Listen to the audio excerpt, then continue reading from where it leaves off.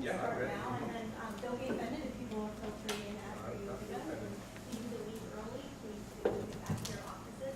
Thank you all for coming to the State Library Luncheon Room today. And we're so pleased to have Curtis Breland talking about candy during war times. Mr. Breland came in a couple months ago looking for articles specifically on chewing gum and how that was used over in Europe.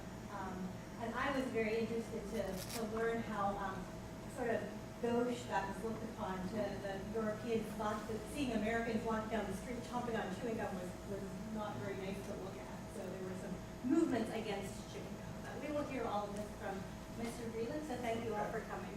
Yep, thank you. And this is my first public appearance on this topic, and I was concerned that I'd get 3 people, so I have 3 friends and family right there to make sure I had something. But I appreciate it all coming. So how I got into this subject is I used to work for Hershey. I was a manager at Hershey back in the 80s, and I knew well indeed the history of Hershey. They made something called a D-bar, ABC D-bar during World War II, which was phenomenally prolific and phenomenally tasteless, but they made about 3 billion of them. So I already knew that history. So then what got me started into this is about 10 years ago, I saw this in the Washington Post. This was Gulf War number 2. Remember? Fire, what was that? Shock and awe. And this is like day 2, and they're already talking about humanitarian aid gets to Basra. I said, wait a minute, there's still bullets in the air. Where are you going to send UN people? They're not going to come in there. And then I look closely. Well, the humanitarian aid is a bag of Skittles. And see, look how it's appreciated. I figured, wow, candy can do that. That's pretty amazing. So in the back of the room, there are candy products, and you probably blew right by them because they have carbohydrates, they have sugar, you don't want to eat them. But what I'm going to try to persuade you is, yes, they have all of that stuff too, carbs, sugar, all that stuff, but under certain conditions, they are absolutely essential for, my subtitle is Sustaining Soldiers, Generating Goodwill, and Enabling Victories. The same stuff you see back there. Now, some were engineered to create sort of like what we call now power bars. But the Tootsie Rolls back there, same thing. M&M's, been in military rations since the Second World War. So what we're going to do today is I'm going to step you through very quickly a chapter I have on how candy is used during times of war. And then at the end, the back end, we'll go into some iconic stories about Tootsie Rolls, about M&M's, about Wrigley's. And then this is all prelude to a book that I've been incubating for some time called When Candy Goes to War. And I anticipate that I should have the research done by the end of this year, publication next year, and I have a sign-up sheet if you'd like to get information when the book is ready. Okay, so we went through that, pretty amazing. You can see from here, this little kid doesn't know what's going on, or he's still abiding by Saddam Hussein's message that, these guys were going to eat them. But these could be universal, Skittles, universal treat. Okay, so those are some of the chapters of the book. Candy is rolled during war, right? I go through during the, let's say, Revolutionary War. This is a sort of facsimile. You can buy this now at Williamsburg. That our soldiers ate chocolate during the Revolutionary War. In fact, drinking cocoa is more politically correct than drinking tea. And then I go through the ages right up through MREs. The effect on the confectionery industry, when all your men folk are out fighting, what do you do? What do you do when you don't have raw ingredients like cocoa and sugar, but you have a confectionery plant? What do you do? A lot of them reconditioned to making gun sites because you had all those engineers there, bombs, things like that. But that's the gist of the book, and you can see this. This I've got to approve from M&M, but that's an ad they ran back in the 1940s. Okay, so this will be interesting. I've worked with M&M's, with Mars, at their headquarters near McLean, Virginia. Some of you may know McLean is the CIA. I can tell you that getting into the Mars building is harder than getting into the CIA. I'm the first journalist since 1991 to get in, and I'm not even a journalist. But they sent me this commercial, and we'll see how we can get this to run. Is it possible? Or do you have to go back into? I don't know. It is a hoot if we can do it. You know, if we get back into PowerPoint, then maybe then we'll need a network connection. Yeah, I didn't ask you. I asked it. It literally is seen. They ran this in the 1980s commercial, and it starts with actual footage of World War II soldiers fighting, and then eating some M&Ms, and then it's just so you get the warm fuzzy how important this is. Then it flips to the 1980s, and women have hair out like this. And they're talking about which colors they like. But I didn't think about having the network connection. we do have a network, so. Is this a link? Yeah, there's a link. But if it's going to take some time, we can just sort of forego it. Can you control flip one? Interesting. So to get this research, it's difficult to get into any of the companies. I've just been to Tootsie Rolls as well, because you can't go through the PR channels. They'll say, well, this doesn't help sell dum-dums. They don't have time for you. You really have to go to the owners who recognize the power of goodwill this has with their products. And that's hard to get to, but I've been able to do it for at Mars and Tootsie Rolls, and I'm kind of on a roll with it that way. Well, in the meantime, I could pass some of these around. This is a facsimile of D ration. This would be for World War II reenactors.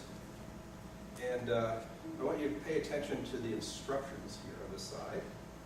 This is a repro of charms.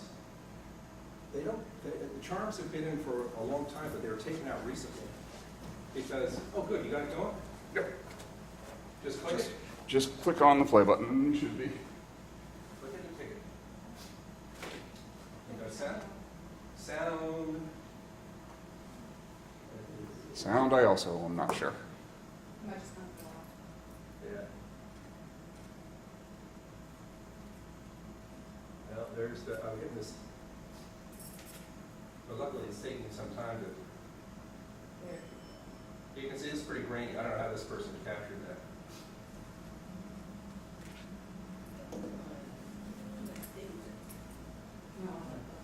Yeah, you know, I bet I can't put this on my hard drive because it's a link. I don't know how to do that. Jeez. I mean, I can go back to Mars and ask. I'm just going to let that run.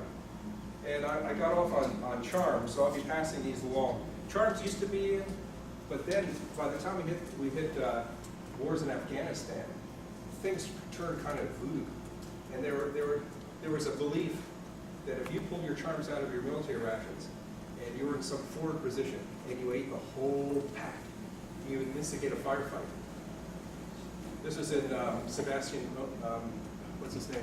The guy that wrote The Perfect Storm. He wrote a book called Sebastian Younger. Yeah, that's right. Yeah, it was in his book on Afghanistan. And then the Tootsie Roll people, this is a Tootsie Roll product, told me that not only that, but they were getting into things like the soldiers would think if you ate the blue one, this would happen. If you ate the red one, that would happen. So they just pulled it out. So these are scenes of. This also illustrates why candy is important. It's for nutrition and energy. That's our number one thing. Is when you're in assault, you can't stop for a meal and get the fire going, get your baked beans out. You got to reach for something fast, something sustaining for a few hours to get you going on the fly.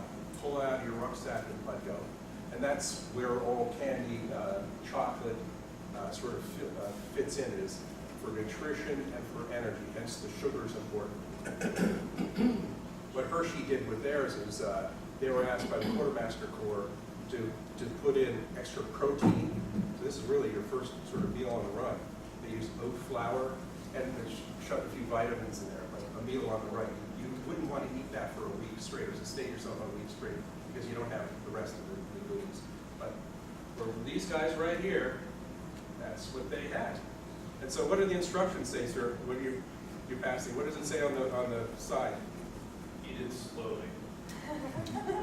Or half an hour or even 1 minute, Well, the inside track is that there was no problem about following instructions, because what the quartermaster people didn't realize that when that product sat on the shelf for a couple months, that oat flour bound it up so tightly that I have stories of soldiers being out in the field. They pull out their D-bar and they break a tooth.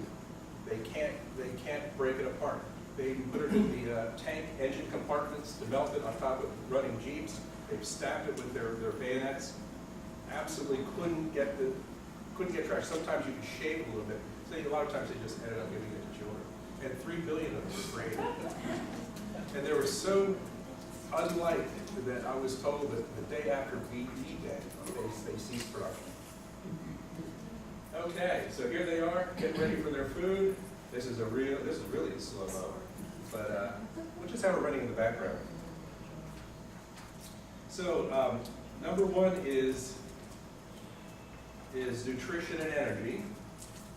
I have a feeling maybe we should just stop and go on, because when you hear the 1980s people talk about beware of the blue one, you won't be able to hear it.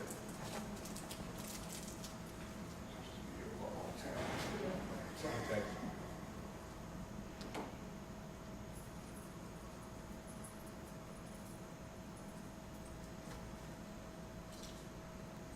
So what I found during my research was there are about 9 or 10 uses of candy confection gum. Nutrition and energy. And we'll just go forward here. Now this is hard to read, but this is an actual document from Picatinny Arsenal, thanking Mars Inc. for supplying them with lots of candy bars. And these are sort of blowouts from what they're saying. It's literally, they're finding it's vital to have this. It's just as important as bombs, is what they're actually saying. So that candy back there, it's hard to believe. Another one, medicinal benefits. Why? This is a World War I ad from Wrigley's. So why is this important, or how does it sort of play into things? Is that on long marches, gum satiates you and creates moisture when you don't have the water supply.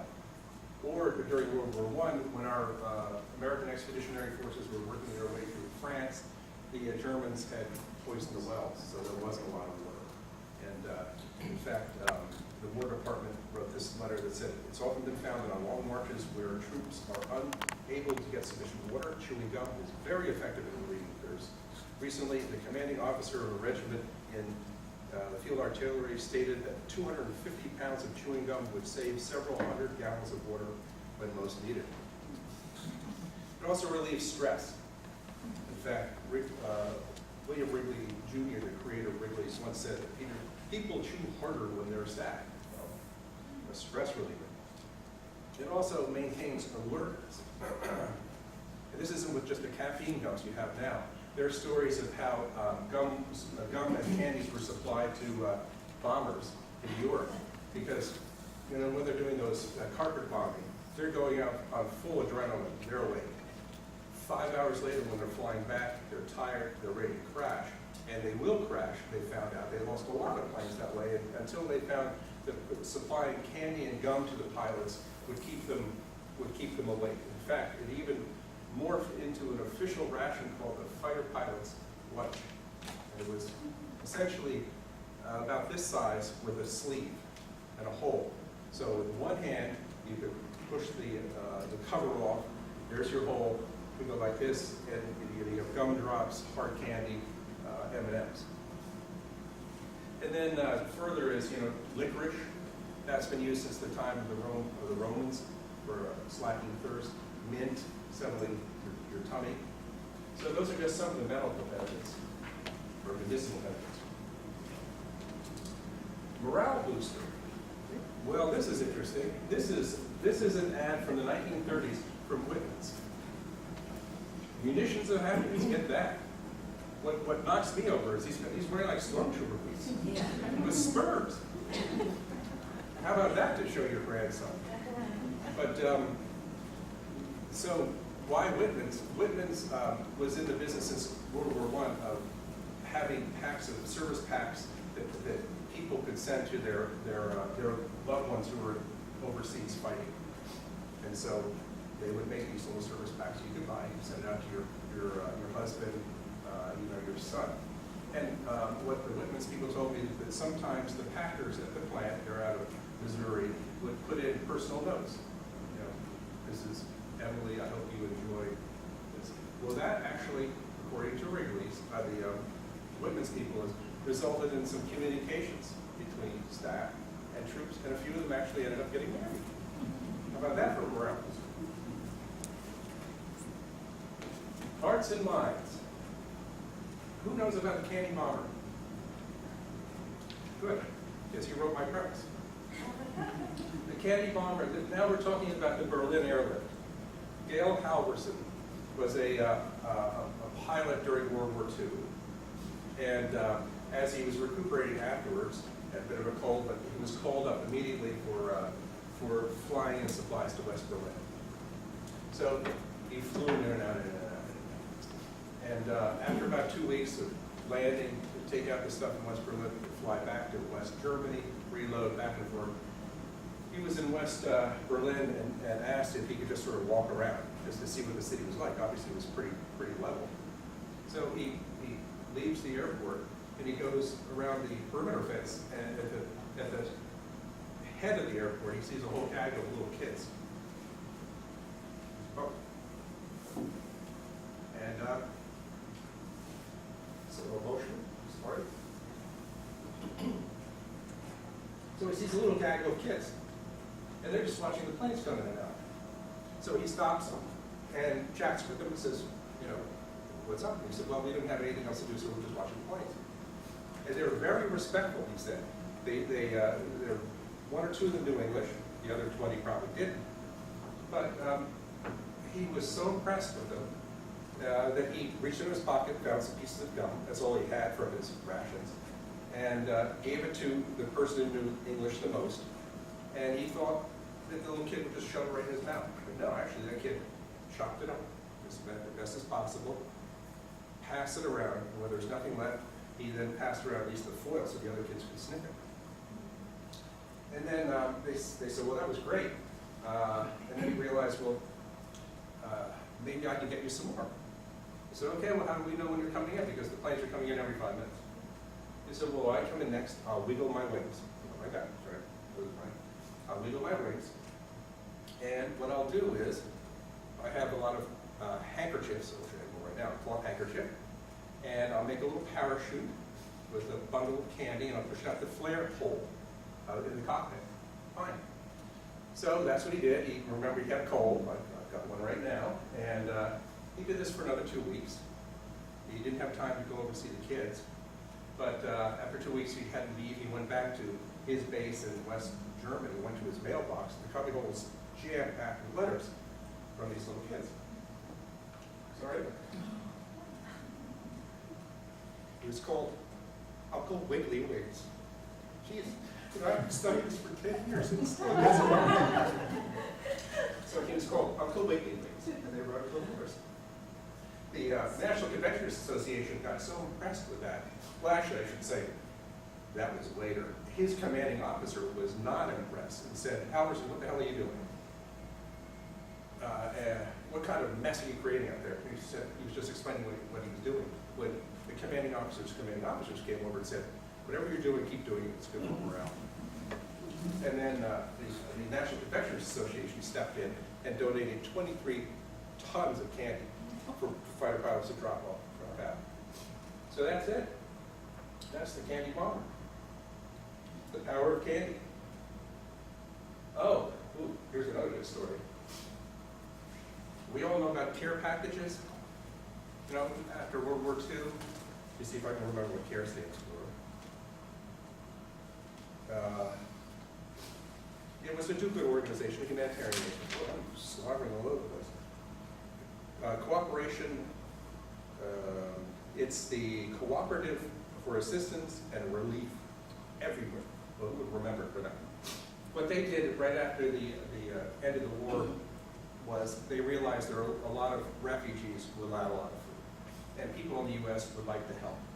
So they CARE bought up all these military rations, which had been stockpiled in Australia for supply to our troops if they were going to invade Japan, like 10 million, 10-in-1 packs. Which had chocolate in it, Spam, coffee. So they bought these up. So, okay, so it's got chocolate. But what gets me and what's in the book is not so much that they were this humanitarian act of giving chocolate, was that CARE guaranteed delivery. So you say, so what? Well, remember, post-World War II, Europe was a wreck. Supply lines were gone. There weren't any working post offices. Refugees were hither and yon. You see the movies that were trudging off to whatever. They were guaranteed delivery. And by God, when they had to hire donkeys to get packages delivered in Turkey, they did. Reindeer, they hired reindeer. So to guarantee delivery, you've got to receive back. And for a number of Americans, that was the first time they knew that their relatives were still alive. Candy. Look at that.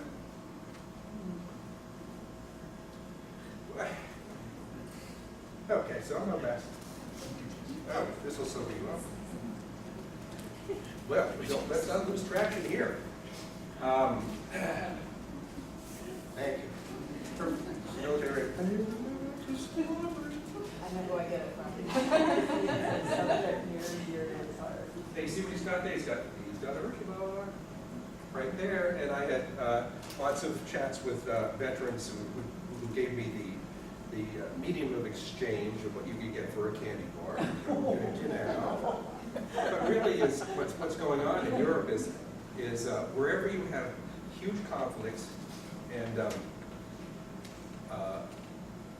where civilians are dislocated, you're going to get, and you have well-paid soldiers, you're going to get little local markets springing up like this to trade in stolen goods. In fact, I found one reference that a lot of Naples was a big supply point for sending things into the underbelly of Europe.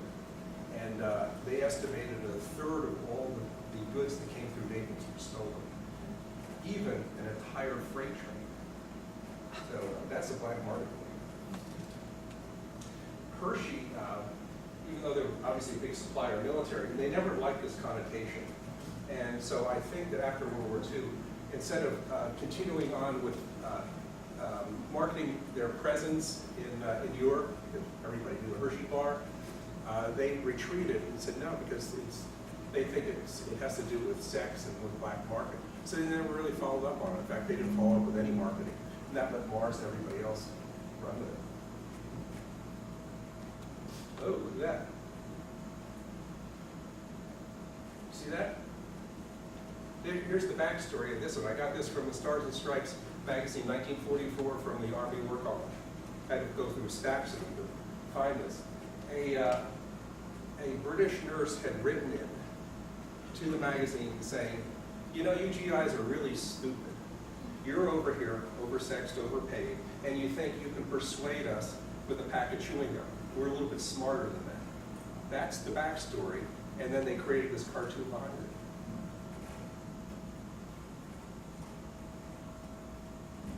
it. Candy as tools. Who would have thought? Well, obviously gum is, pliable, and there are plenty of stories about how gum repaired gas tanks, Tootsie Rolls, plugged helmets. Well, here's a good one.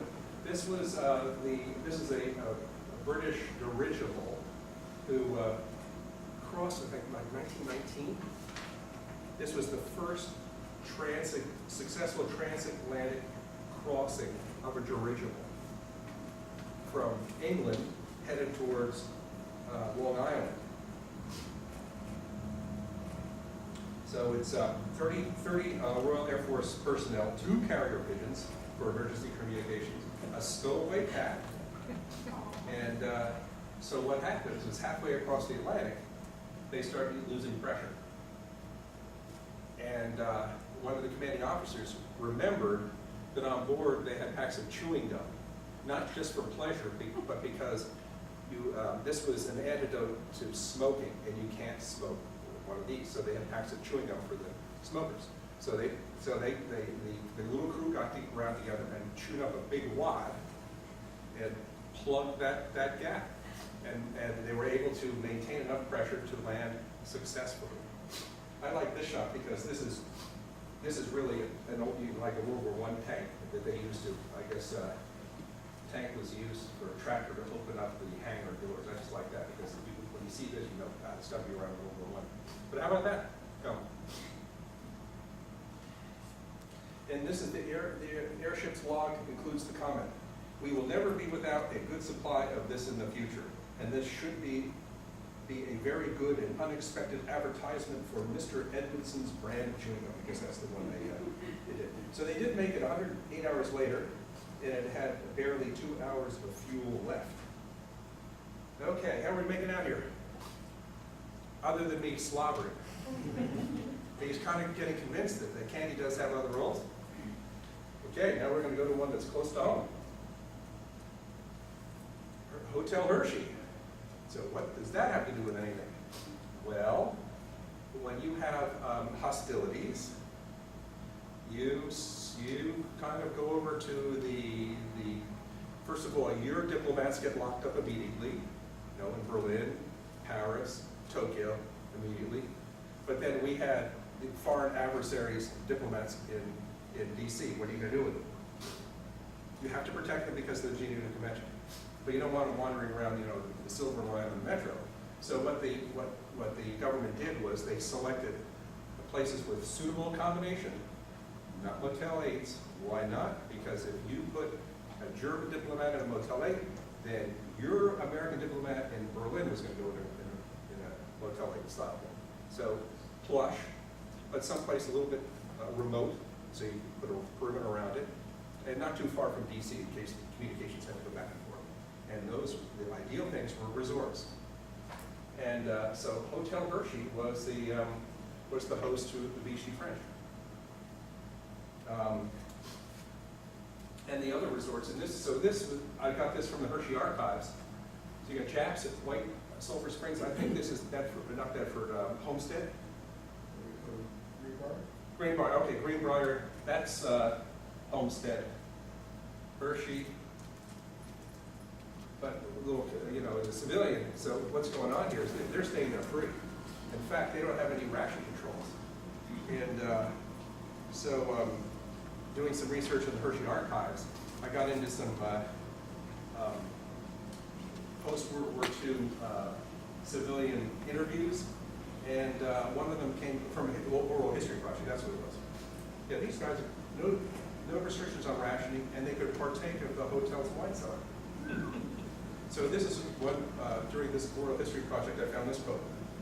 There was a little local animosity because back in those days, there was a greengrocer's, which is now Houlihan's restaurant, and they also had a meat market. And you could be there where a phone call would come in, and there'd be an order from the hotel. You could hear somebody at the Hershey store saying, yes, so many pounds of steak, or this or that, or another thing. But the local people are saying, why could they have that? Why could they have that and we can't? I also found out from another world that the waitresses, when they were serving the diplomats, would hum praise the Lord past the ammunition. So how about that? Diplomacy.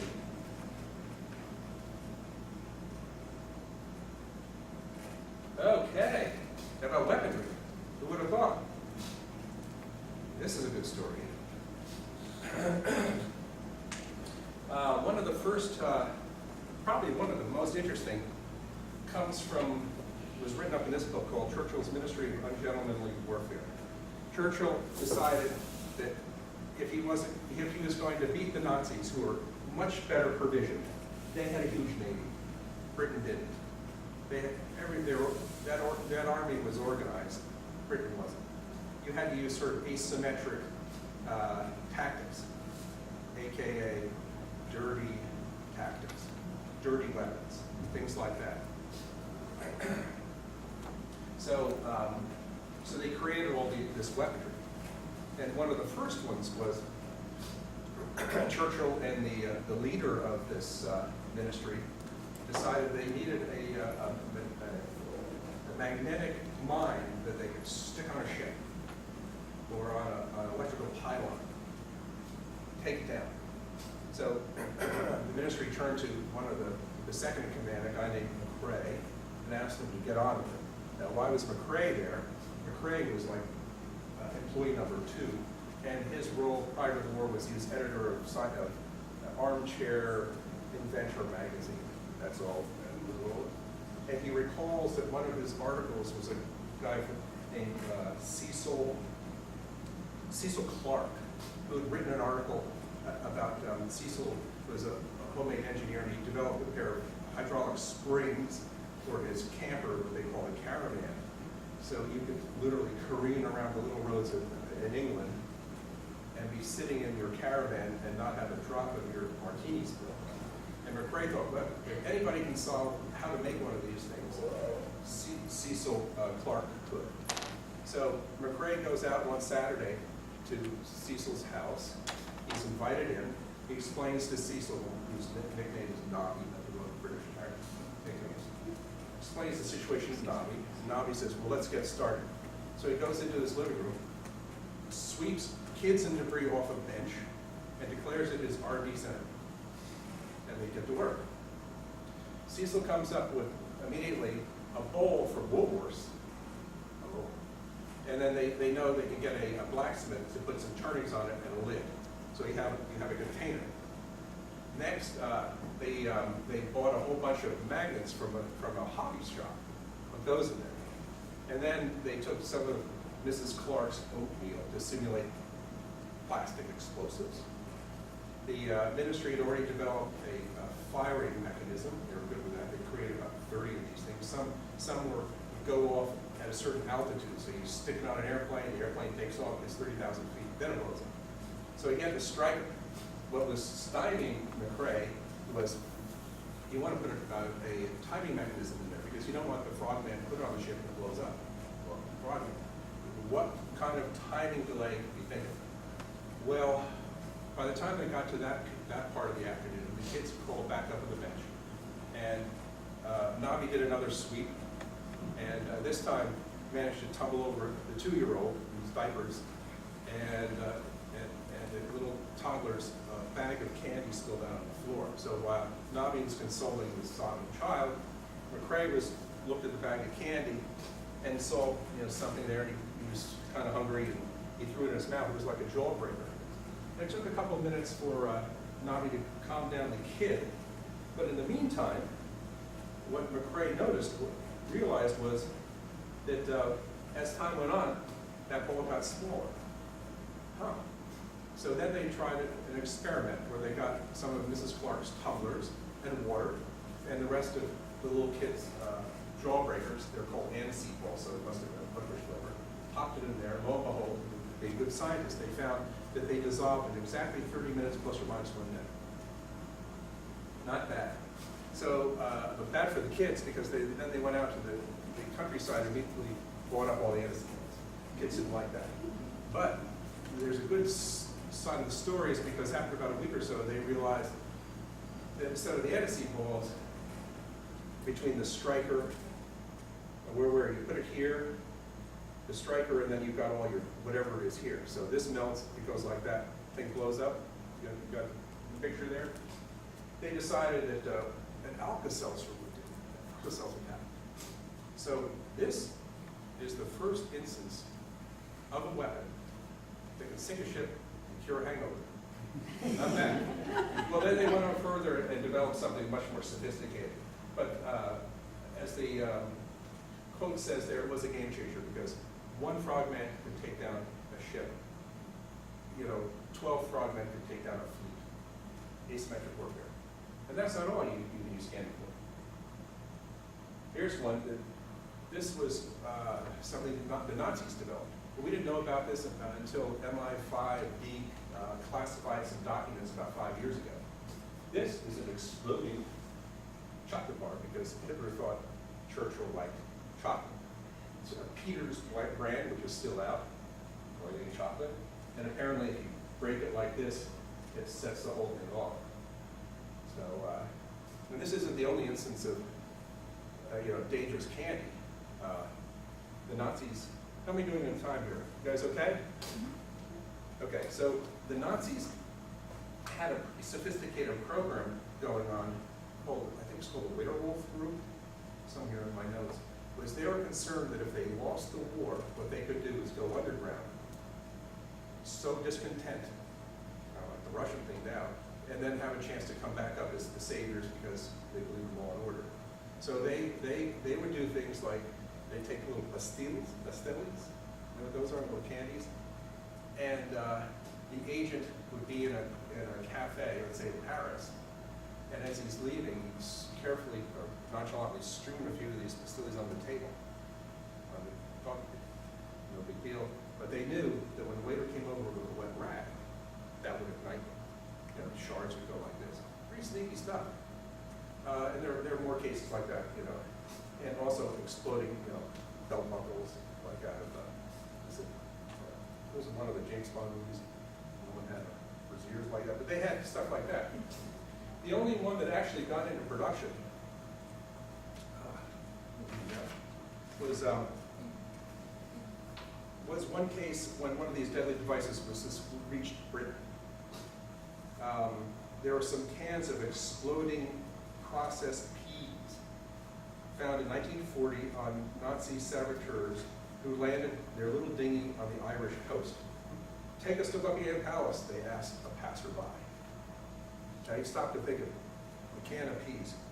Why would a royal deign to open a can of peas, at Buckingham Palace? Royals don't do that. But at any event, once they asked, the sneaky saboteurs were led instead to the local police station. So their can of peas didn't get to. Okay, where are we next? Pranks. Ooh, how many people saw this movie? Well, I can guarantee you this scene was left out. Anybody else have a tissue? Okay.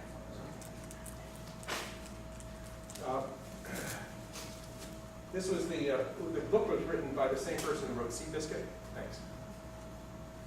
Thank you. This is about a guy named Zamperini, Louis Zamperini, who just before World War II was a champion sprinter. He was going to be in the Olympics. He was in the Olympics, yep. Then word came out, he was drafted, so he was a tail gunner. And if you read the book, there's a section in there where they're flying around in the Pacific, and the pilot is always snitching Zamperini's chewing gum. Zamperini doesn't like that. And so one day, Zamperini decides that he'd swap out his gum where he puts it, I guess where the pilot knows where it is. He'd swap it out with another type of gum which was popular for servicemen, laxative gum. So the pilot on that mission took not one, but jammed 3 sticks in his mouth because they were going to some tense place. And, well, I will read you this. It was sold as a triple dose. And then he watched in delight as the pilot and co-pilot, in great distress, made alternating dashes to the back of the plane, yelling for someone to get the toilet bag ready. On his last run, the pilot discovered that all the bags had been used, with nowhere else to go. He drops his pants, hung his rear out the waist window, while 4 crewmen clung to him to prevent him from falling out. When the ground crew saw the results all over the airplane's interior, they were furious. It was like an abstract painting, he says. Okay. So there you have it. That's, how many did I get to? 9 uses for candy. So let's just dig into a few of them, drill down. Why M&Ms? Why are they, what is it about M&Ms?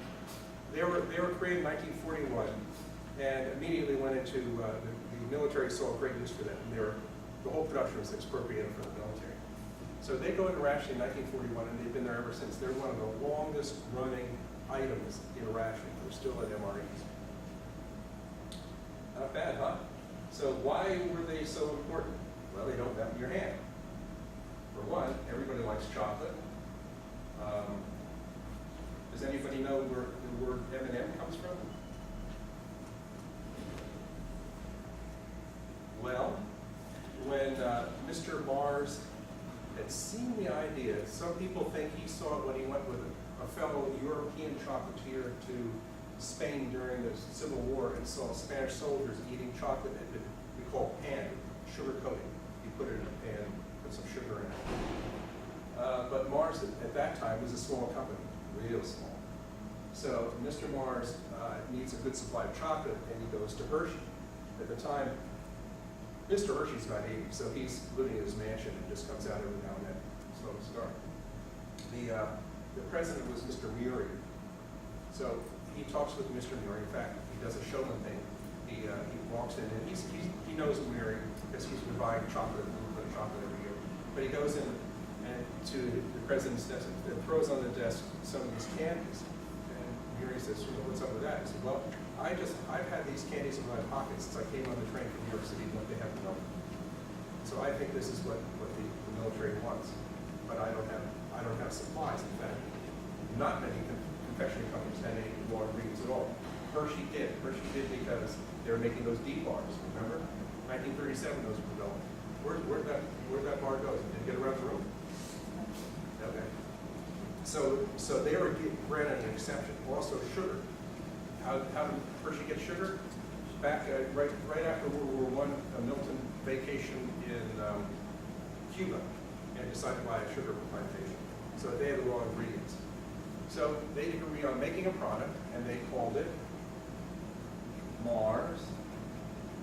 And the other deal was, Mr. Murray said, I'll get you the chocolate, but you have to take my son as a senior employee. So that's Mars and Murray. The son was no schlacker. He was like a investment banker in New York City, but he jumped to the chance to do something manufacturing related. And he did get those orders for the military, or he would have kept the company going. So that's M&M's. Now you know. If you're in Mars land, a lot of them have sort of minimized that end, but that's how that came about. Okay, Tootsie Rolls. Tootsie Rolls were invented in like 1896, named after the founder's daughter. They come into play more during the Korean War, and in specifically the case where our troops were way up in a place called the Chosun Reservoir, way up near North Korea, and we thought we were going to, and MacArthur said, it's going to be over in a week. They're running. What MacArthur didn't realize, and probably historians can correct this, was that set off the trigger, and the Red Chinese Army came in. 100,000 Red Chinese Army had surrounded them, and they didn't know because they didn't have logistics. They didn't have stuff back then. Had surrounded these 5,000 Marines, and so they had to fight their way out. They had to fight their way out like a 50-mile road, with the Chinese shooting at them on both sides, 40 below weather. They had to fight their way out, and they made it. And so at Quantico, the Marine Corps base, the Tootsie Roll Company put up a monument to the people, to the Marines who fought at the Chosun Reservoir. In fact, in slang they call it the Chosen Few, C-O-I-S-E-N, the Chosen Few, because not many people, a lot of them got killed. And this is a segment from it. This thing, I was told, is like 18 feet high. It's a little desktop. And one of the plaques is this. You can see them firing away. I mean, literally, the Chinese came like thousands and thousands, and they got mowed down. But then your gun would stick, 40 below. Everything would freeze. The can of beans would freeze. Your blood plasma would freeze. The corpses would freeze. There are pictures of them loading up corpses like they were firewood. Well, up here, there's a guy eating Tootsie Rolls. So what's up with that? Why did they get up there? Well, apparently, to the Marines, the nickname of a 60 millimeter mortar was a Tootsie Roll. I've seen one at Tootsie Roll headquarters. It's got this big. It's just like a Tootsie Roll, about this big. They call it a Tootsie Roll. Okay, so there they are on the Chosun Reservoir, surrounded by 100,000 Chinese. Things are looking pretty bad. They get on their radio and say, we're out of ammunition, we're out of mortars. Send us Tootsie Rolls. And this gets back to the Japan supply base, and they realize, what? Tootsie Rolls? Yeah, we need all you can get. Yeah, send them immediately. So they dropped Tootsie Rolls. And so it wasn't all bad because as those Marines were fighting their way out, that was the only food they could eat on the run. But they literally had to put it under their armpits to warm them up before they could eat them. So Tootsie Rolls was really huge during the Korean War. And thereafter, it's been a rationing since. Let's see if I've got any more. Oh, okay. Last one, Wrigley's Go. So what does I shall return have to do with anything? So let's go back to 1941. The Japanese had surrounded the Philippines. MacArthur, this couldn't happen, realized it was about ready to happen.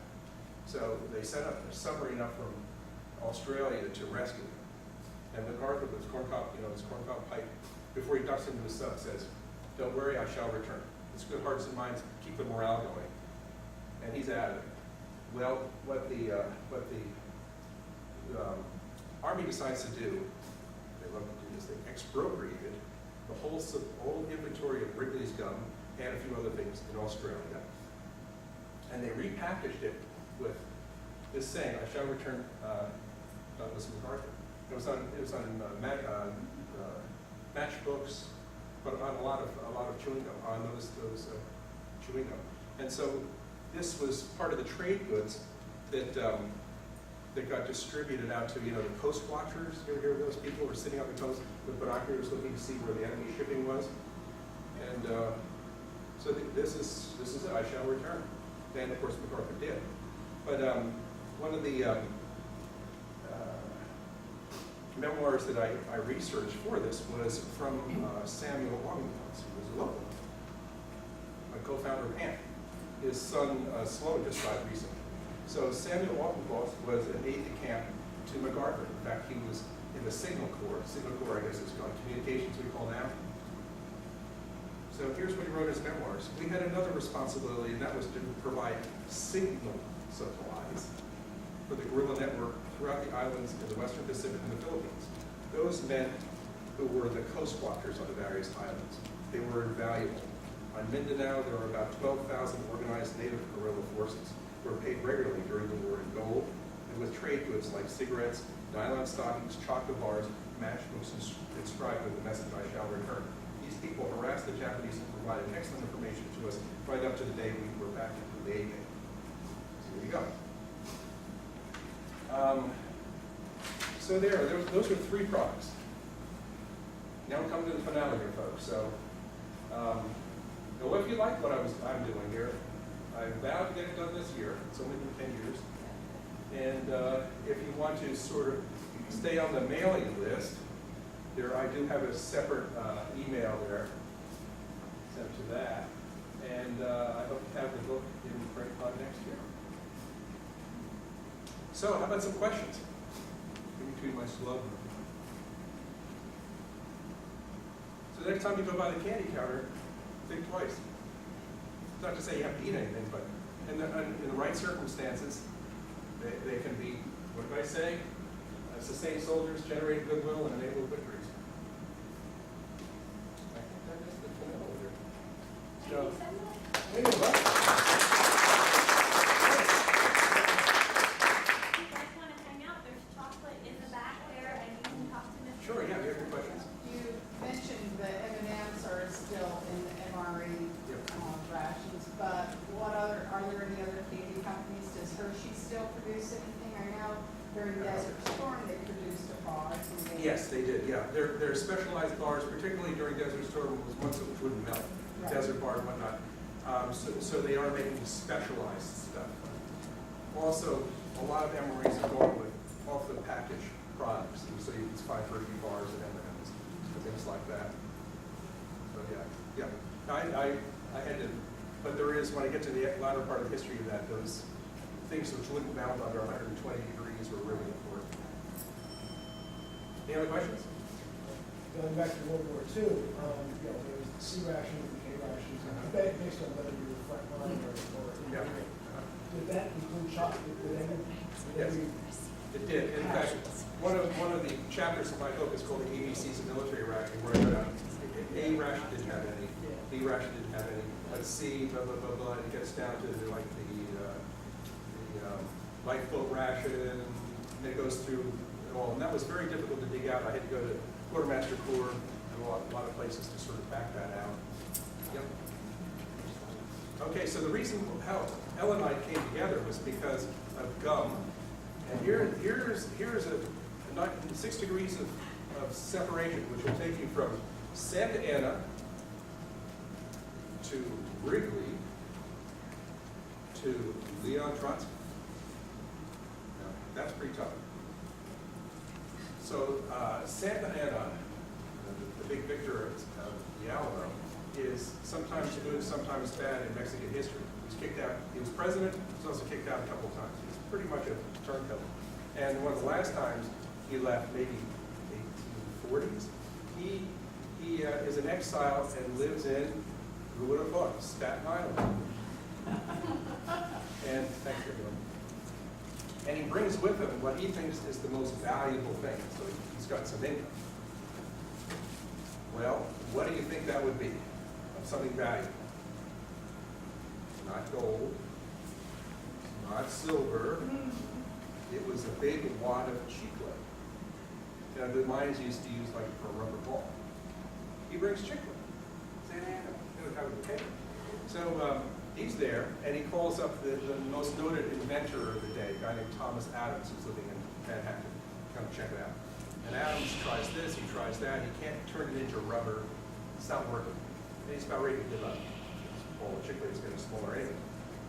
When he notices he's in a candy store, and little kids come in, and they're chewing gum. Now back then, gum was sap. It was based upon sap from trees that the lumberjacks would collect and sell, and so the spruce sap gums were the early gums. He saw kids chewing this, and he might have that chew that would work. So he's the creator of the first modern gum, stick of gum, Adams gum, and the first flavor was licorice, this black jack licorice. Okay, so the gum's there.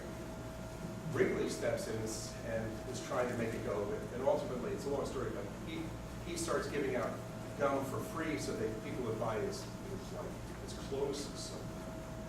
And people went to, after a while, wanted the gum, not the clothes soap. And so he said, well, no, I'll go into business, just make gum. So that's how Wrigley got started, and was phenomenally successful. Okay, so then I read that excerpt from World War I, how gum wasn't worked for slacking thirst and blah, blah, blah. So they shifted over thousands of sticks for soldiers to eat, and they got in the habit. They come back from Europe, you know, 1920, and they're running around the streets chewing gum, and it's not taken lightly. Some people consider them like they're like cows. And there's a whole series of editorials to like New York Times that we followed. Remember that? Of people writing in saying, what are we doing? The French have been so kind, and they're the upholders of Western civilization. And what do we do in return? Teach them how to chew gum. Remember, we saw all that stuff in there. And then there was a citation from Leo Trotsky. That was the hard one to find. So here's Leon. This is before World War I. He befriends Lenin. Not such a good idea.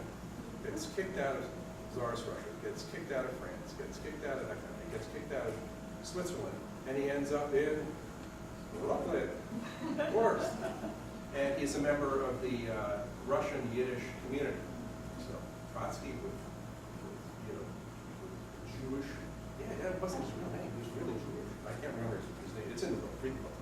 So he's doing articles, commentaries for a Russian Yiddish publication in Brooklyn.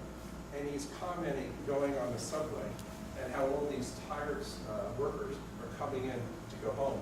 And they're so tired all they could do is put a penny in to get some chewing gum. They sit in the car chewing like that. He said, this is what Western civilization will get. Western civilization, chewing, our workers are chewing gum like cattle. And then at the end of this piece, he says that when posed with the question of what would have happened if our revolution had succeeded, it's now 10 years into America being commie. Look, can I pull this back here? This is such a great backdrop. We go commie.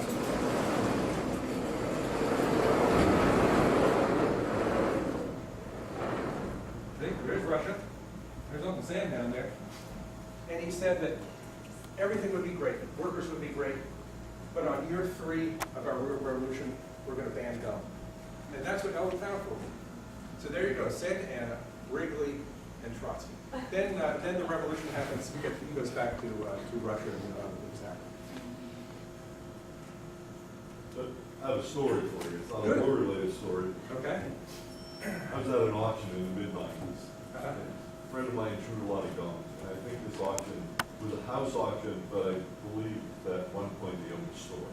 Okay. And they were selling 3/4 a box of Dentyne gum.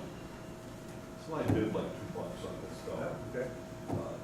But I was probably old and stale, and I didn't go any higher. The guy says, I remember you're buying this by the box, not by the piece. Made a joke, everybody laughed. He says, you laughed, but he says, a couple of years ago, I had an auction where I auctioned off Hersheys Go. Oh, that's a rare one. He said they made Hersheys gum in the 1920s. He said he had 3 pieces of Hershey gum. One guy bought 2 of them for $75 each. He gave one to his wife, and he had one, and Okay. they chewed this gum. That was rare. Yeah. Well, Dentyne comes from dental hygiene. Now, I could have mentioned it in here as candy for medicinal purposes, but that's its name, dental hygiene. I don't think it got into any rationing, but that's where it comes from. Yeah, definitely, yeah. They, sure, they couldn't compete with Wrigley. Well, tell me again the second name, the name of the second M in Muri, M-U-R-I-E, M-U-R-I-E. He lasts until about the early 50s. Then what happens is all the military orders dry out, and he's having a tough go with selling to the commercial market, the civilian market. And Mars was never an easy guy to go on. And he finally gets belittled and leaves. But the only thing that saves Mars and M&M's is because Mars was an early advocate of consumer research. And he found that he found through research that if you put that tagline on, melts in your mouth, not in your hand, that's how they got that. Then he applied that to advertising. He's a big marketer. Hershey never marketed until the 1970s. Put that on advertising, and things have gone skyrocket ever since.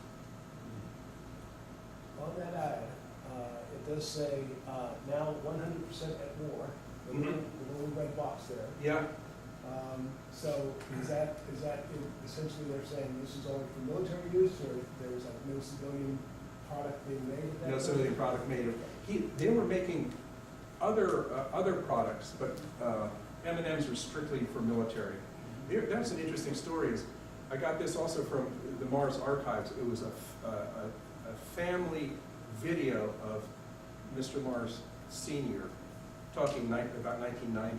And he was talking with his general manager, UK general manager, about how things were going at their British factory. And the manager was saying how during like 1941, their beautiful, thick British accent, said, in walks a man from MI5, sits down, and he said, we know Mars is making little candy bars which go into the POW rations. Little Mars bars. Can you put this in one of your bars? And he pushes something across the table. And I can't remember, Colin Pratt picks it up. It's about this big. It's a little compass. Yeah, maybe we can put that in there. He said, that's not all. We'd like you to put this in it. Which is across, it's a little piece of silk. He unfolds it. It's a map of France. So, compass, map, candy bar, goes into a POW camp. It's just the hunch and the hope that somebody can use that to escape to freedom. How about that for use for a candy bar? So. Okay, folks. Was it worth all my slobbering? You can't get this stuff, the kids think it's. Yeah. Oh, my God. Yeah. Yeah, you just. Okay, well, we'll meet again when the book is ready, and I'll probably have 16 more stories to bore you with.